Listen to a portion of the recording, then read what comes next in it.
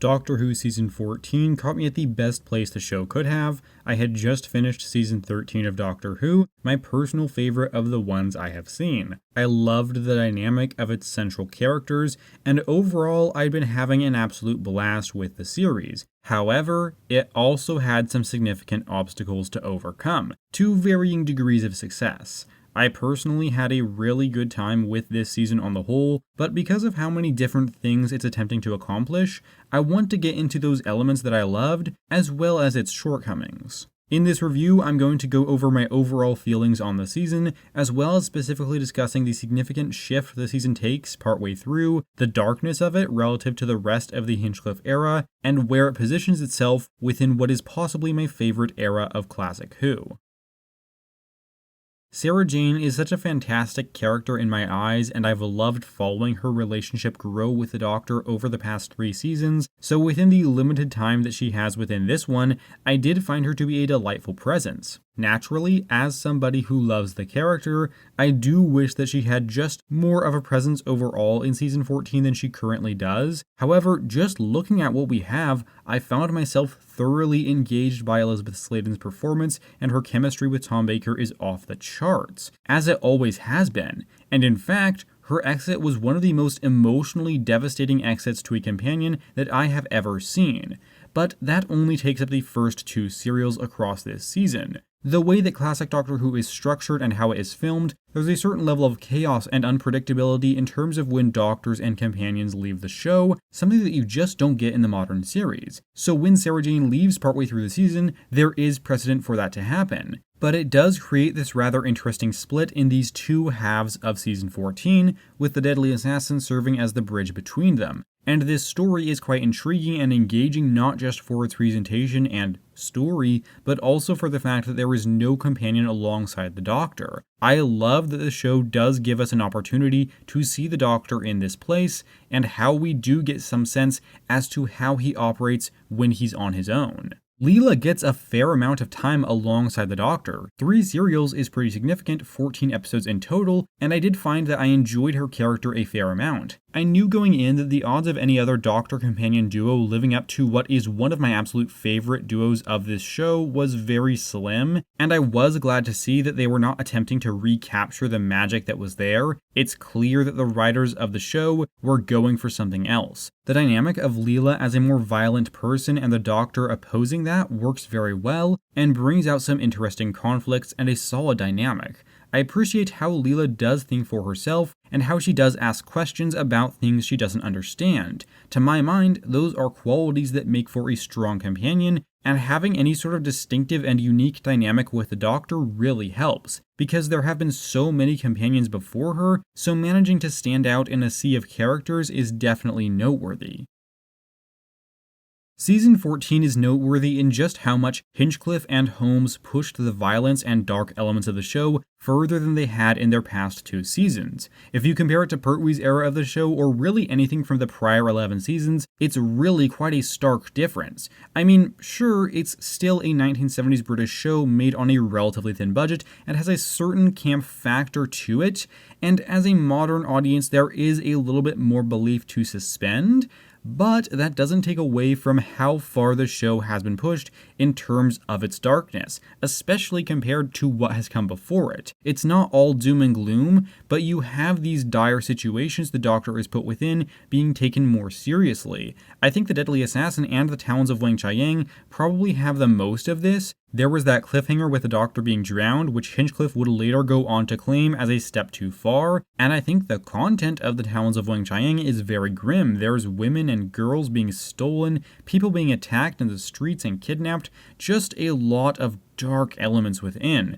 We can argue to what degree it worked, but personally, I'm always going to enjoy seeing the show pushed to its limits in terms of darkness. But when it comes to the overall tone of the season, we cannot ignore the rest of what's in here, because it's certainly not all depressing and dour. There is plenty of fun stuff to balance out these darker scenes. The Mask of Mandragora, though a little uneven in terms of tone, has quite a lot of light-hearted scenes and fun moments. This is true of a lot of the season as well. I had an absolute blast with the Robots of Death, but it was mostly a fun and engaging murder mystery, not as dark as some of the other stories. So when you look at the overall tone of the season, yes, there are moments within and stories within that are darker than Doctor Who has previously been, but there is a lot of delightful stuff in here too that isn't dark. There's a rich blend of different kinds of Doctor Who. This leads me into that mix of Doctor Who because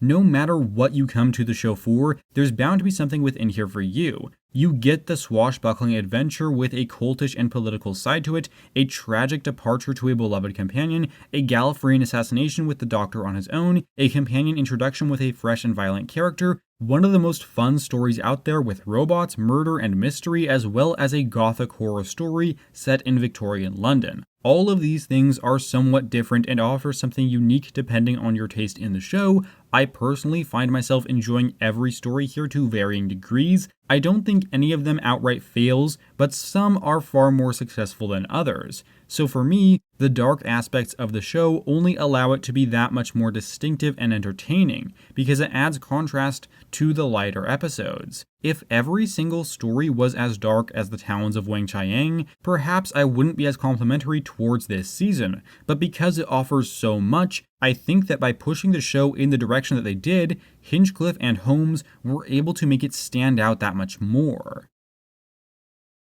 Also, I was already loving this era of the show, and they continued it in a direction that I enjoyed, while changing it up enough to not feel too repetitive or dull. Each season of the Hinchcliffe era of Doctor Who is distinctive in its own way, and they don't really bleed together all that much, at least for me. Season 13 was one that I absolutely loved and did so much right, so coming off the back of that, you either want to continue in the same direction or do something different. And they really struck a strong balance between these two, partially helped by the exit of Elizabeth Sladen as Sarah Jane. She was going to leave regardless of the writers, so that definitely forced them into new territory, which certainly worked out well. And as much as I perhaps would have liked seeing another full season of Sarah Jane, it was really cool to see what Hinchcliffe and the show's writers were forced to come up with in the wake of her exit. Not every serial in this season is an absolute classic, but within here there are some really strong stories. I enjoyed The Mask of Mandragora a fair amount, even if its conflicting tones detracted from that experience a little. The Hand of Fear is actually very engaging, and although it loses some steam in the final part, that is more than made up for by Sarah Jane's tragic and devastating goodbye. The Deadly Assassin is an absolute classic, and a story I think stands on its own as one of Classic Who's best. The Face of Evil doesn't fully work, but has some enjoyable elements, including the portrayal of Leela by Louise Jameson. The Robots of Death is better than it has any right to be, serving as a thoroughly engaging Doctor Who murder mystery. And The Talons of Weng-chiang largely succeeds in spite of its problematic elements. What I see in Season 14 is a mix both in the types of serials and in the quality of those serials. No individual episode is outright bad, but when the season is great, it is extremely entertaining. Season 14 is potentially a part of my favorite era of Classic Who, with the only caveat being that I haven't finished the show yet, so I do reserve the right to amend that statement should I need to. And on top of that, it is the conclusion to this entire era of the show, and in my mind, I think it is very successful at doing that in an entertaining way with a season that I found to be really good. I will say though, it is a shame that the end of this era is clouded by the racism of the Talons of Weng-chiang, as well as the unfortunate stuff surrounding Leela's character, which was almost a lot worse. I won't go too in depth on this as I've already addressed it in both of those reviews, but I do believe it is a shame that it taints what I consider to be a largely great season of the show, which concludes what has a chance at being my favorite era of the classic run of Doctor Who. Overall, Season 14 may not have quite reached the heights of Season 13 for me, but it did a damn good job of keeping me engaged throughout. I like both of the companions, and the Doctor is very strong and has a memorable and distinctive dynamic with both of them. There are some genuinely great stories in here, and even the weakest one is honestly pretty entertaining. I believe that Season 14 succeeded in most of the meaningful ways that it needed to, and that it stands out as one of the better seasons of the show. I liked this one a lot, and I am going to give Doctor Who Season 14 a rating of 8.5 out of 10. And that is it for today, folks. Feel free to let me know what you think about this season of the show, whether you liked it as much as me, or have a completely different take. I'd love to know what you think if you feel like sharing. I want to thank you all for your patience as well, because I know it's been a while since my last Classic Who video. I have no plans on stopping them. They're just taking me some time at the moment. And if you join me at some point in the future, I can't say exactly when, then I will be bringing you a ranking of these 6 stories from this season, so I hope to see you around for that whenever it arrives, but if not, that is totally cool, so long as you know that I appreciate your time here today. And with that said, thank you very much for watching, take care, and have a lovely week.